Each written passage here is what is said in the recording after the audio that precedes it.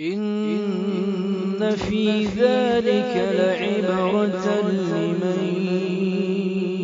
يَخْشَىٰ أَأَنتُمْ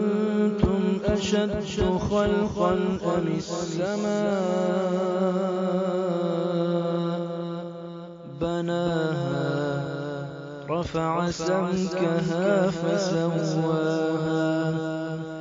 وَأَغْطَشَ لَيْلَهَا وَأَخْرَجَ ضُحَاهَا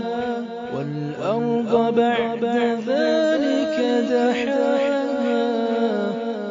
أَخْرَجَ مِنْهَا مَاءَهَا وَمَرْعَاهَا